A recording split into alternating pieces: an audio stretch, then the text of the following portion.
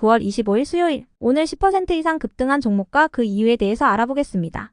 오늘 장은 오후 4시 30분 키움증권 기준으로 코스피 지수는 1.34% 하락한 2596.32포인트로 마감했습니다. 외국인은 매도, 기관은 매수로 임한 가운데 개인은 매수로 대응했네요. 오늘 코스피 거래 대금은 11조 원입니다. 한편 코스닥 지수는 1.05% 하락한 759.30포인트로 마감했습니다. 외국인은 매수, 기관은 매도로 임한 가운데 개인은 매수로 대응했습니다. 오늘 코스닥 거래 대금은 6조 원입니다. 그럼 본격적으로 오늘의 급등 종목들을 살펴볼게요. 오늘 10% 이상 급등한 종목은 총 28종목으로 코스피에서는 3종목, 코스닥에서는 25종목이 나왔습니다. 이 중 상한가 종목은 형지엘리트, 퀀텀원, 에드바이오텍, SI리소스, 흥성그룹, K옥션 6종목이고요. 오늘 하한가 종목은 더테크놀로지 한 종목이 있었습니다. 총 28개의 급등 종목들을 한데 모아서 섹터별로 묶어보니 3개 테마로 나눠볼 수 있었어요. 그 외 나머지는 개별 이슈로 오른 종목들인데요. 먼저 1번 국내 상장 중국 기업 섹터입니다. 어제 중국인민은행은 조만간 은행 지급 준비율을 0.5% 낮추고 대출 우대금리와 주택담보대출금리도 모두 인하해 나가겠다고 밝힌 바 있습니다.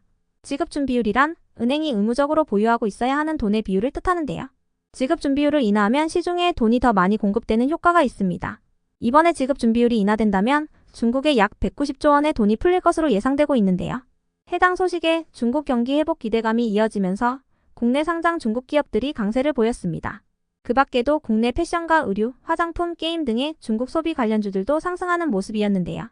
이 중에서도 형지엘리트는 중국 합자법인인 상해엘리트의 매출이 성장했다는 소식에 이틀 연속 상한가로 마감했습니다. 상해엘리트의 매출은 전년 159억 원에서 올해는 183억 원을 기록하며 15%가 성장했다고 전해졌습니다. 또한 위메이드 플레이는 신작 모바일 게임인 애니팡 머지가 구글 플레이 인기순위 1위에 올랐다고 밝히면서 강세로 마감해 주었네요. 다음은 이번 토큰증권 섹터입니다. 금융위원회가 22대 국회의 첫 정기국회 주요 추진 법안으로 토큰증권 발행 및 유통 제도화를 위한 전자증권법과 자본시장법 개정안을 제시했다는 소식이 토큰증권 섹터에 지속 호재로 작용되고 있습니다. 이 중에서도 전자증권법 개정안은 21대 국회에서 폐기된 법안이지만 최근 토큰증권 법제화가 재추진되면서 이번 국회에서는 통과될 가능성이 높아지고 있는데요. 그 밖에도 내일 전문가들이 한자리에 모여 디지털 자산 STO 포럼 조창 간담회를 개최할 예정이라고 전해지면서 토큰증권 관련주들이 상승세를 이어갔습니다. 다음은 3번 2차전지 섹터입니다. 월가가 테슬라의 올해 3분기 전기차 인도량이 시장 예상치를 웃돌 것이라고 전망하면서 테슬라가 이틀 연속 상승세를 이어가고 있습니다. 테슬라는 오는 10월 2일에 3분기 인도량 실적을 발표할 예정이며 오는 10월 10일에는 자율주행 기술을 적용한 로보택시 사업 계획도 공개할 것으로 알려졌어요. 한편 삼성 SDI와 제너럴모터스가 미국 배터리 합작 공장에 최대 1조 원에 이르는 설비를 구축한다는 소식도 있었는데요. 삼성 SDI는 연말까지 GM 합작 공장에 장비를 납품하는 협력사 선정을 진행할 예정으로 이르면 올해 안에, 늦으면 내년 1분기 전에 구매 주문이 나올 것으로 전망되고 있습니다. 이 같은 소식에 일부 2차전지 및 전기차, 자율주행 관련주들이 강세를 보였는데요. 이 중에서도 알맥은 미국 현지에서 차세대 글로벌 물류 공장을 본격 가동했다고 밝히면서 강세를 보였습니다. 알맥은 물류 공장을 통해 현지 고객에게 제품을 안정적으로 공급하고 품질 서비스도 지원할 수 있게 됐다고 전했습니다. 또한 에코프로 HN은 최대 주주인 에코프로가 에코프로 HN의 유상증자에 605억 원을 출자하기로 결정했다고 전자공시하면서 강세로 마감했는데요. 이를 통해 에코프로가 기본적으로 배정받는 신주 물량은 142만 9,700주로 기존 주주에게 부여되는 초과 청약 한도 최고치까지 주식을 매입하는 것으로 전해졌습니다. 그 외 나머지는 개별 이슈로 오른 종목들인데요. 먼저 퀀텀원이 3일 연속 상한가를 들어갈 만한 이유는 파악되지 않았지만 퀀텀원은 지난달 임시주주총회를 열고 양자 배터리 관련 연구개발업과 태양광 모듈 제조업, 전기차 충전기 관련 연구개발 및 용역 사업 등을 사업 목적에 추가하기로 했다고 공시한 바 있으니 참고해주세요. 이어서 에드바이오텍은 하나증권에서 에드바이오텍에 대해 신규 성장 동력인 음식물 처리 미생물제에 주목해야 한다고 분석하면서 상승했습니다. 하나증권은 에드바이오텍이 올해부터 글로벌 가전 1위 기업과 국내 대표 렌탈 기업에 음식물 처리 미생물제를 독점 공급할 것으로 전망된다고 밝혔는데요. 연간 판매량 목표치는 10만 대 이상이라며 이에 따라 미생물제 매출액은 연간 96억 원 이상 발생할 것으로 추정했습니다. 이러한 분석에 에드바이오텍이 상한가로 마감해 주었네요. 다음으로 SI리소스는 어제 장마감 후 한국남부발전과 52억 원 규모의 공급 계약을 체결했다고 공시하면서 상한가로 마감했습니다. 이번 계약 금액은 SI리소스의 최근 매출액 대비 74%에 해당하는 금액이라고 전해졌습니다. 이어서 삼성제약은 미국 일라이릴리의 알츠하이머 치료제인 도나네맙이 일본에서 승인됐다는 소식이 전해지면서 삼성제약의 알츠하이머 치료제 후보물질인 GV1001의 임상 3상 기대감이 지속되며 상승했습니다. 삼성제약은 해당 후보물질의 임상 3상을 준비 중으로 3상을 통해 치료제 시장에서 차별화된 성과를 내놓을 것으로 기대되고 있습니다.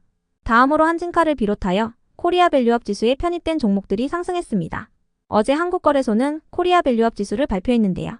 코리아 밸류업 지수란 거래소가 한국 증시의 저평가를 해소할 목적으로 만든 정책지수로 일본의 밸류업 프로그램을 벤치마킹했다고 알려졌습니다. 밸류업 지수는 시가총액이나 주주환원 등의 요건을 충족하는 100개 종목으로 지정됐으며 지수에 포함된 기업들의 주가가 상승할지에 대한 관심이 모이고 있는데요. 여기에 포함된 한진칼과 윤성 FNC, LNC바이오, 효성TNC, 다오데이터, 포스코DX, 덴티움, NC소프트 등이 상승세를 보인 가운데 그 중에서도 한진칼이 가장 높은 상승률로 마감해 주었네요. 한편 KC피드와 푸드나무, UTI, 빛가전자의 급등 이유는 파악되지 않았습니다. 다음으로 이스트소프트를 비롯한 보안 및 AI 관련주들이 딥페이크 관련주로 부각되며 상승했습니다. 딥페이크로 제작한 성범죄물을 소지 및 시청한 경우에도 최대 3년 이하의 징역에 처해지도록 하는 법안이 국회 법제사법위원회를 통과했기 때문인데요. 국회 법사위는 오늘 전체 회의를 열고 딥페이크 성범죄물을 비롯한 허위 영상물을 소지하거나 구입, 저장 및 시청하는 경우에도 3년 이하의 징역이나 3천만 원 이하의 벌금에 처하도록 하는 내용의 개정안을 가결했다고 전해졌습니다. 해당 법안은 오는 26일 국회 본회의에서 무난히 통과될 것으로 전망되고 있습니다.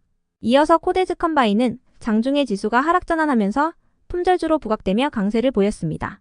밸류업 지수가 발표된 뒤 시장의 기대감이 소멸된 가운데 외국인의 매도세가 이어지면서 코스피 지수는 장중 하락세로 돌아섰는데요. 미국 메모리 반도체 기업 마이크론의 실적 발표를 앞두고 삼성전자와 하이닉스도 엇갈린 주가 방향을 보였어요. 이 같은 분위기에 최근 품절주로 부각되었던 코데즈 컴바인의 강한 매수세가 유입된 모습이었습니다. 품절주란 유통량이 적은 주식을 의미하는데요. 시장에 풀려있는 주식수가 아주 적기 때문에 수급이 조금만 몰리더라도 쉽게 상승하며 주로 하락장에서 부각되는 경향이 있습니다. 다음으로 스페코와 흥하이온을 비롯한 일부 중동 전쟁 관련주들이 상승했습니다. 이스라엘과 헤즈볼라 간의 교전이 격화되면서 관련주들의 매수세가 유입되는 모습인데요. 이스라엘군은 공습경보와 함께 텔아비브와 중부 전역 주민들에게 방공으로 대피할 것을 지시했다고 전해졌습니다. 이어서 CCS는 서남이 휴스턴 대학교와 공급 계약을 체결했다고 전해지면서 같은 초전도체 테마주로 상승했다고 알려졌습니다.